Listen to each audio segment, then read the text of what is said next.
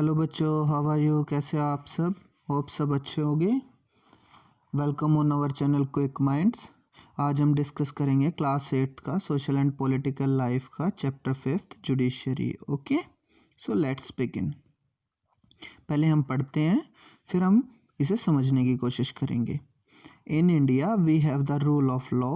It means that laws apply equally to all persons. हमारे देश में कानून का राज चलता है, जिसका मतलब है लॉ कानून सब सिटीजन्स पर इक्वली अप्लाई होता है। To enforce this rule of law, we have a judicial system that consists the system of courts where a citizen can approach when a law is violated. यानी कि हमारे देश में जो राज चलता है उसके तहत कानूनी प्रक्रिया जो है उसमें कोर्ट्स का प्रावधान है, न्यायपालिका का प्रावधान है कोर्ट का, जहाँ पर कोई भी सिटीजन जा सकता है अगर उसके कानूनों का या उसके फंडामेंटल राइट्स का हनन होता है, लॉ वायलेट होता है। ठीक है। Judiciary is the organ of the state, so it plays a crucial role in the functioning of India's democracy, and this is possible only because it is independent from other two organs, legislature and executive of the state. इसका मतलब है judiciary जो कि organ है हम state का यानी system का, हमारी गवर्नमेंट का। चैप्टर फर्स्ट में हमने पढ़ा था ना कि 3 ऑर्गन है हमारे सिस्टम के, जुडिशरी, एग्जीक्यूटिव एंड लेजिस्लेचर। तो जो जुडिशरी है वो एकदम इंडिपेंडेंट है बाकी 2 ऑर्गन से, लेजिस्लेचर और एग्जीक्यूटिव से, जिसमें ये जो हमारा जुडिशरी है ये इंडिपेंडेंट होने की वजह से एक क्रूशियल यानी कि बहुत इंपॉर्टेंट रोल प्ले करता है इंडिया की डेमोक्रेसी को बनाए रखने के लिए, क्योंकि इसके ऊपर बाकी 2 ऑर्गन्स का कोई भी जोर नहीं चलता, वो अपनी पावर का मिसयूज जुडिशरी पर नहीं कर सकते। ओके बच्चों, अब हम देखते हैं हमारे देश में जुडिशरी यानी न्यायपालिका का रोल क्या है, उसका काम क्या है, जुडिशरी हमारे देश में क्या क्या फंक्शंस परफॉर्म करती है। ओके बच्चों, फर्स्ट फंक्शन होगा डिस्प्यूट रिजोल्यूशन। डिस्प्यूट रिजोल्यूशन हमारे कोर्ट्स का एक बहुत ही इंपॉर्टेंट काम है। पहले पढ़ते हैं फिर समझेंगे।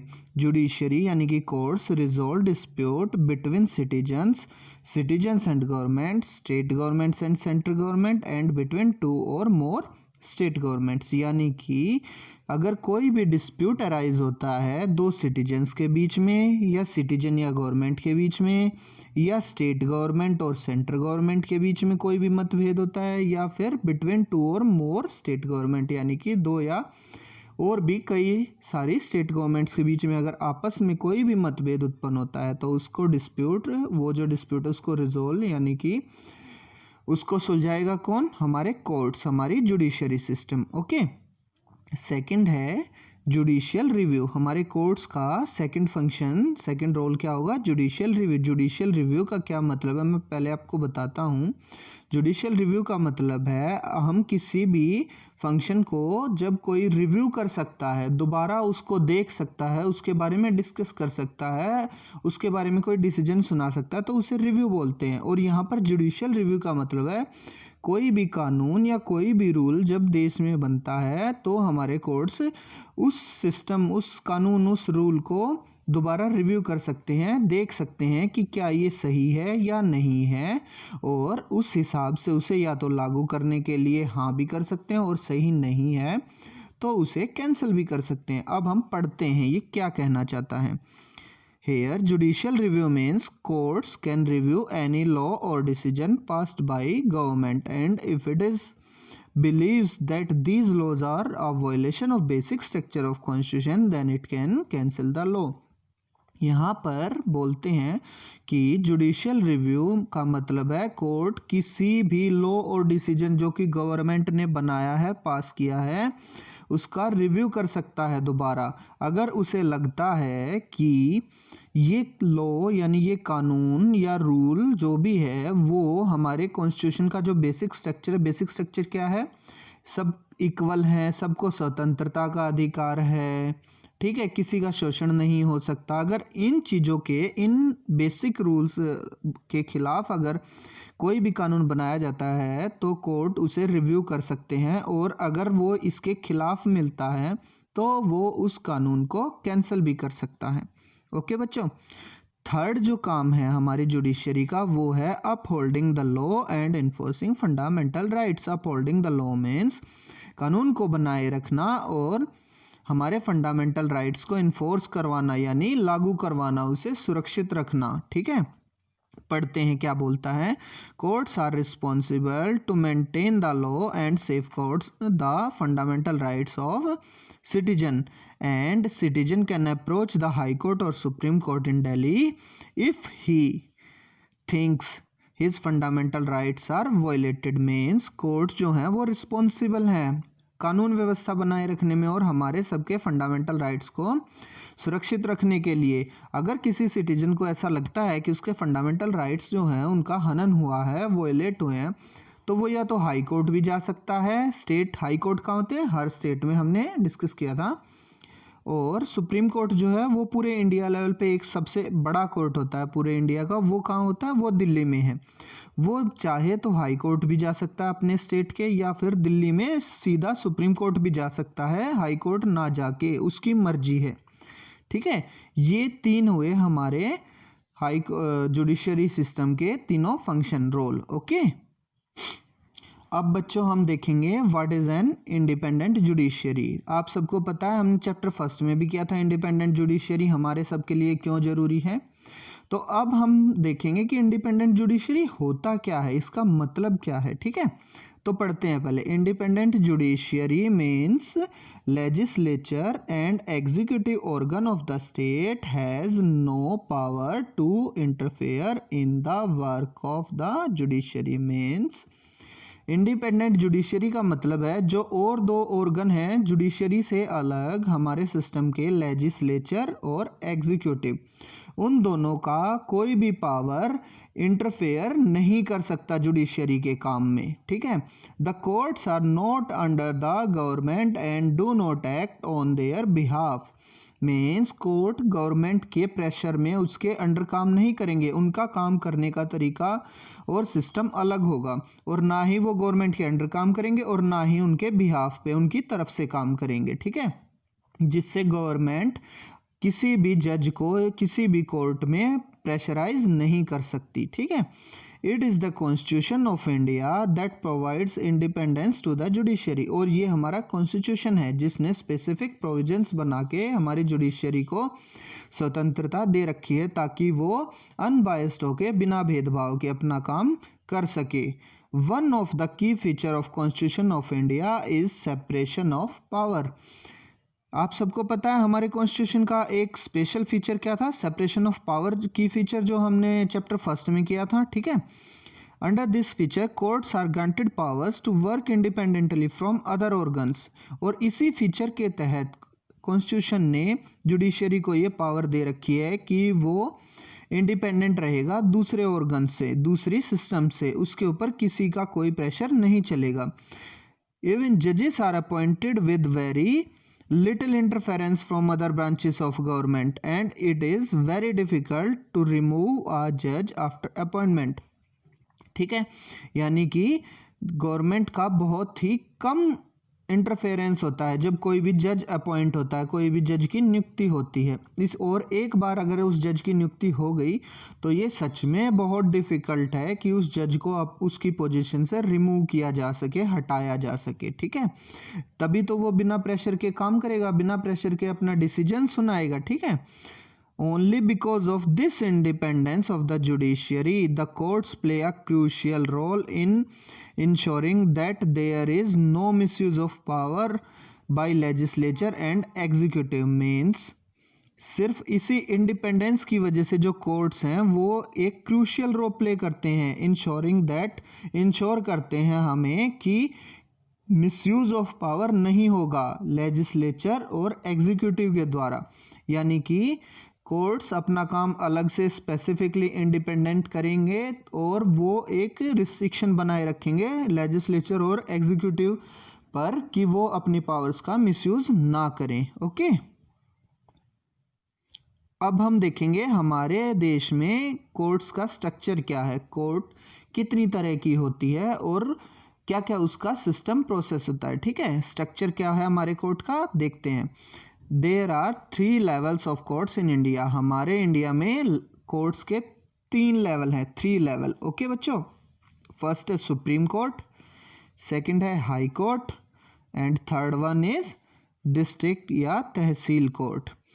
अब हम इन्हें देखते हैं डिटेल में क्या क्या होते हैं। सुप्रीम कोर्ट जो होता है वो होता है apex court of India, means हमारे देश का एपेक्स मीन्स हाईएस्ट, सबसे ऊपर जो होता है, सबसे बड़ा होता है, उसे हम एपेक्स बोलते हैं। एपेक्स कोर्ट ऑफ इंडिया, ये हमारे देश का, इंडिया का सबसे बड़ा कोर्ट है। और कहाँ पर है ये? इन दिल्ली, ये दिल्ली में है। ठीक है। Presided over by chief justice of India, यानी कि इसे प्रिजाइडेड ओवर मीन्स इसका सबसे बड़ा अध्यक्ष जो है, जो जिसके अंडर पूरा सुप्रीम कोर्ट काम करता है, वो कौन है? चीफ जस्टिस ऑफ इंडिया, उसे हम चीफ जस्टिस ऑफ इंडिया बोलते हैं। Second one is high court. आप बच्चों को ये कर्सर दिख रहा है ना अच्छे से? ठीक है, इसी से ध्यान से देखना। ठीक है। हाई कोर्ट, हाई कोर्ट का मतलब है एपेक्स कोर्ट ऑफ स्टेट, यानी कि एक स्टेट का, एक राज्य का सबसे बड़ा कोर्ट, उसे हम हाई कोर्ट बोलते हैं। इन ऑलमोस्ट एवरी स्टेट, और ये स्टेट में, हर स्टेट में, ऑलमोस्ट हर स्टेट में हाई कोर्ट होता है, उस स्टेट का सबसे बड़ा कोर्ट। ऑलमोस्ट मैंने क्यों बोला? क्योंकि कई ऐसे स्टेट हैं, मीन्स 2-3 हैं, जैसे पंजाब और हरियाणा, जिनमें अलग अलग नहीं है, इनका एक ही हाई कोर्ट है, Punjab and Haryana high court. तो ये है तो दोनों का, तो ऐसे कोर्ट तो हर स्टेट का होता है, but in almost every state का मतलब है कि हो सकता है वो उस स्टेट में ना हो के किसी दूसरे स्टेट में हो। जैसे बॉम्बे हाई कोर्ट है, वो बॉम्बे और गोवा दोनों स्टेट्स के लिए है। ठीक है। महाराष्ट्र हाई कोर्ट जो कि महाराष्ट्र स्टेट में है, बट वो है गोवा के लिए भी। ओके। और ये presided over by chief justice of high court, और ये सबसे बड़ा उसमें chief justice of high court का जज होता है, वो ही प्रिजाइड करता है पूरे हाई कोर्ट को। ठीक है। थर्ड वन इज डिस्ट्रिक्ट या तहसील कोर्ट। डिस्ट्रिक्ट और तहसील कोर्ट क्या होते हैं? जो हर डिस्ट्रिक्ट में छोटे छोटे जो कोर्ट बनाए जाते हैं, वो सिर्फ एक डिस्ट्रिक्ट में काम करते हैं। ठीक है। उन्हें हम डिस्ट्रिक्ट या तहसील हाई कोर्ट बोलते हैं। यहाँ पे जो सबसे बड़ा जो जज होता है उसे क्या बोलते हैं? डिस्ट्रिक्ट जज, वो प्रिजाइडेड ओवर बाय डिस्ट्रिक्ट जज। ओके। अब आगे पढ़ते हैं। In India we have integrated judicial system, यानी इंटीग्रेटेड जुडिशियल सिस्टम मीन्स हमारे इंडिया में एक आपस में लिंक, आपस में जुड़ा हुआ जुडिशियल सिस्टम है। जुडिशियल सिस्टम इंडिपेंडेंट है और ऑर्गन से, बट ऐसा नहीं है कि हर कोर्ट एक दूसरे कोर्ट से इंडिपेंडेंट है, नहीं, सब आपस में जुड़े हुए हैं। आगे पढ़ते हैं। Means all level of courts are interlinked with each other, यानी कि कोर्ट का हर लेवल आपस में एक दूसरे से जुड़ा हुआ है। एंड आर नॉट इंडिपेंडेंट, और आपस में स्वतंत्र नहीं है, यानी कि ऑर्गन से मैंने बताया ना, दूसरे ऑर्गन से इंडिपेंडेंट है, बट आपस में इंटरलिंक है। ठीक है। So the decision of high court are binding on all district courts and a decision of supreme court is binding on all courts of India. Means decision अगर high court देता है तो वो बड़ा कोर्ट है तहसील और डिस्ट्रिक्ट कोर्ट से, तो उसके सारे डिसीजन माने जाएंगे हर डिस्ट्रिक्ट में, हर डिस्ट्रिक्ट कोर्ट में, सॉरी। और अगर सुप्रीम कोर्ट ऑफ इंडिया अगर कोई डिसीजन देता है तो वो माना जाएगा पूरे देश में, चाहे कोई भी हाई कोर्ट हो, उसे सुप्रीम कोर्ट का डिसीजन मानना पड़ेगा। ओके स्टूडेंट्स, अब हम डिस्कस करेंगे different branches of legal system. हमने देखा कोर्ट्स होते हैं, जुडिशियल सिस्टम होता है, कितने स्ट्रक्चर हैं हमारे यहाँ जुडिशियल सिस्टम के, इंडिपेंडेंट जुडिशरी है। अब हम देखेंगे प्रोसेस कैसे होता है किसी भी कोर्ट में कोई भी केस, उसके लिए लीगल सिस्टम बना रखा है हमारे कॉन्स्टिट्यूशन में, हमारे गवर्नमेंट ने। ठीक है। जिसके 2 पार्ट हैं लीगल सिस्टम के, 2 लॉ हैं जिसके तहत हर केस डिसाइड किया जाता है। एक फर्स्ट वन है क्रिमिनल लॉ, सेकंड वन है सिविल लॉ। ठीक है। क्रिमिनल लॉ में क्या होता है पहले ये डिस्कस करेंगे। Criminal law deals with criminal offences like theft, murder, dowry, harassing a women etcetera. Means criminal law जो क्रिमिनल आपराधिक जो अपराध होते हैं, जैसे क्रिमिनल ऑफेंसेस होते हैं, जैसे किसी के साथ चोरी करना, मारपीट करना, मर्डर करना, दहेज मांगना, किसी औरत को परेशान करना, ठीक है, किसी का कोई अंग हाथ काटना, ये वो सब क्रिमिनल ऑफेंस माने जाएंगे और ये क्रिमिनल लॉ के अंडर में आएंगे। ठीक है। इसके ऑपोजिट सिविल लॉ डील्स करता है जो कि आपस में मतभेद होते हैं, जहाँ पर एक दूसरे को धोखा देना हुआ, या फिर कहते हैं लैंड डिस्प्यूट, आपस में कोई ज़मीन के ऊपर किसी का डिस्प्यूट हुआ, लड़ाई नहीं। अगर ज़मीन डिस्प्यूट में लड़ाई होकर एक दूसरे से मारपीट करेंगे तो वो मारपीट वाला केस कहाँ जाएगा? क्रिमिनल लॉ में। बट अगर दो बंदों की आपस में ये डिस्प्यूट है कि वो कहता है ज़मीन मेरी है और दूसरा बोलता है नहीं मेरी है, तो वो कोर्ट में जाके केस कर सकते हैं, जिससे वो डिसाइड करवा सकते हैं। कोर्ट डिसाइड करेगा कि ये ज़मीन किसकी है, उसमें अपराध नहीं आएगा, एक डिस्प्यूट मतभेद आएगा। जैसे आते हैं land dispute, divorce cases, rent disputes जैसे लैंड ओनर जो है उसका और जो टेनेंट है, मकान मालिक और किराएदार का आपस में कोई डिस्प्यूट है, तो वो कोर्ट में जा सकते हैं। सिविल लॉ के अंतर्गत उनका मुकदमा दर्ज किया जाएगा और उनकी सुनवाई होगी। ठीक है।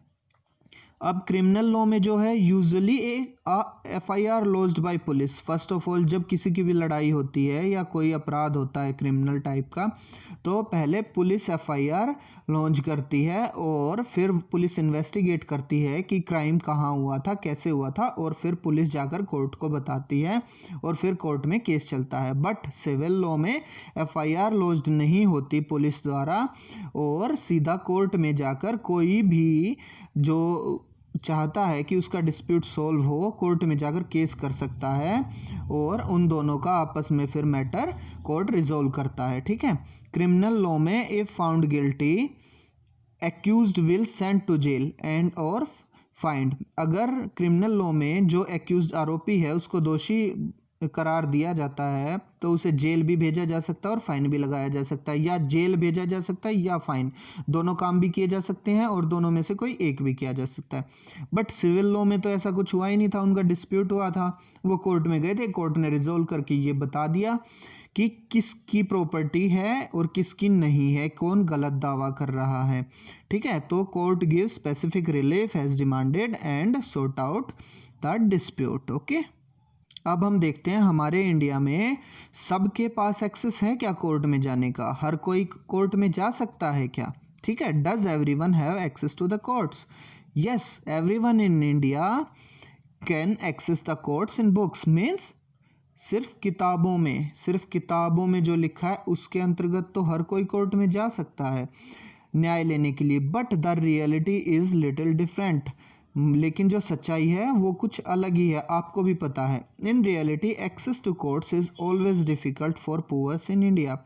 मीन्स असलियत में कोर्ट में जाकर न्याय पाने की जो प्रक्रिया है वो गरीबों के लिए इंडिया में सच में बहुत डिफिकल्ट है। The main reason for that are as follows. क्यों है? इसके कुछ रीजंस हैं कि एक गरीब आदमी को न्याय पाने के लिए कोर्ट में जाना कितना मुश्किल है और वो कितना मुश्किल उसके लिए न्याय पाना है। ये कुछ रीजंस है, वो हम डिस्कस करेंगे। ओके। फर्स्ट रीजन क्या है? Very costly process. Means advocate charge a huge amount of fees from their clients and this is not possible for poors to give pay that fees. अगर कोई गरीब आदमी लड़ना चाहता है तो उसे वकील के पास जाना पड़ेगा, और आपको पता है वकील बहुत मोटी फीस चार्ज करते हैं, जो कि कई बार जो गरीब हैं जिनका काम भी नहीं चल पाता घर का, उनके लिए पे करना काफ़ी मुश्किल होता है। Second one is a lot of paper work. किसी भी कोर्ट में कोई भी केस करते टाइम बहुत सारा पेपर वर्क होता है, और पेपर वर्क कौन कर सकता है? जो कि पढ़ा लिखा हो। बट हमारे देश में बहुत सारे ऐसे लोग हैं जो इतने पढ़े नहीं हैं, अनपढ़ भी हैं, उनके लिए पेपर वर्क करना बहुत मुश्किल है, और अगर और कोई कर भी दे उनकी बिहाफ पे तो उसको समझना भी उनके लिए बहुत ही मुश्किल है। ठीक है। A lot of paper work included in court cases that is difficult for uneducated and poor. Okay. Third one is lengthier process. Means ये है कोर्ट में जाकर केस करना, न्याय पाना, केस लड़ना, ये एक बहुत ही लंबा प्रोसेस। आपको पता है कई केसेस तो कई साल तक चलते हैं। जिन्होंने केस किया था वो बुढ़े होकर मर भी जाते हैं, फिर भी केसेस चलते ही रहते हैं, और उनके मरने के बाद क्या पता कितने साल बाद डिसाइड होते हैं। ठीक है। It takes a long time in many cases. It takes year to decide a case. Means कई बार ये कई साल भी ले लेता है कोई भी केस डिसाइड होने में। So it is not easy for poors to invest money for such a long time. Okay बच्चों, ये थे हमारे 3 मेन रीजंस जिसकी वजह से जो गरीब इंसान है वो कोर्ट के पास जाकर और न्याय पाने की प्रक्रिया में इतना सक्षम आज भी नहीं है हमारे देश में। Because of these above mentioned reasons, many people who can't afford does not go to court. These reasons की वजह से ही many people, काफ़ी सारे ऐसे गरीब लोग हैं जो अफोर्ड नहीं कर पाते कोर्ट में जाकर न्याय पाना, ठीक है। But to solve this problem, the Supreme Court in 1980 started a system of PIL to increase access of justice. Means ये बातें जो हमें पता है ये सुप्रीम कोर्ट को भी पता है, इसीलिए उसने एक सिस्टम किया 1980 में स्टार्ट, जिसको नाम दिया गया PIL, public interest litigation to increase access of justice. Means public interest litigation का मतलब क्या होता है, अगर मान लो मैं और आप किसी डिस्प्यूट में हैं बट आपके पास पैसे हैं और आप मुझे दबा सकते हैं, लेकिन मेरे पास इतने पैसे नहीं हैं, मेरे फंडामेंटल राइट्स का हनन होने के बाद भी मेरे पास इतने पैसे नहीं हैं कि मैं कोर्ट में जा सकूं, लेकिन मेरा एक पड़ोसी है जो ये देखता है कि मेरे साथ गलत हुआ है, तो मेरे बिहाफ पे वो अपने आप खुद जाकर कोर्ट में PIL लगा सकता है। PIL पब्लिक इंटरेस्ट लिटिगेशन लगा सकता है और कोर्ट को बोल सकता है कि उस इंसान के साथ गलत हो रहा है, उसके मौलिक अधिकारों का हनन हो रहा है, इसलिए कोर्ट दखल करे और उसके अधिकारों को सुरक्षित रखे, ठीक है। इसे हम बोलते हैं PIL।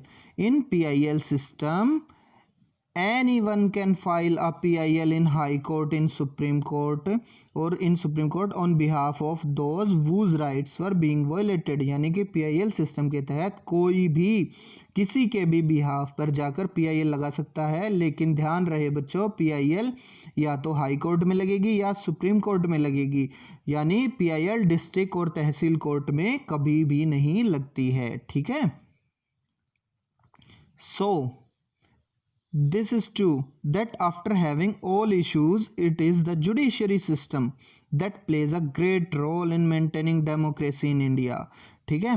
Put restriction on power of legislature and executive and enforce our fundamental rights।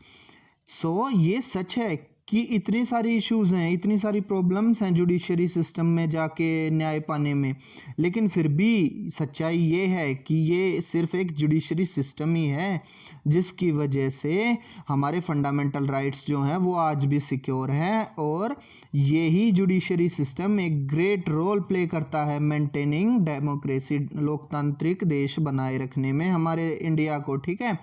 और एक रिस्ट्रिक्शन लगाए रखता है लेजिस्लेचर और एग्जीक्यूटिव की पावर्स पर, ताकि वो अपनी पावर्स का मिसयूज ना कर सकें, ठीक है बच्चों। ये था हमारा चैप्टर जुडिशियरी, और इसके जो क्वेश्चन आंसर्स हैं वो हम नेक्स्ट वीडियो में डिस्कस करेंगे, ठीक है। ओके बच्चों, अगर वीडियो समझ आई हो, आपको पूरा चैप्टर क्लियर हुआ हो, तो प्लीज़ लाइक करिए, वीडियो को शेयर करिए और चैनल को ज़रूर सब्सक्राइब करिए। अगर कोई क्वेश्चन या क्वेरी हो तो आप कमेंट सेक्शन में कमेंट करके पूछ सकते हैं। बाय।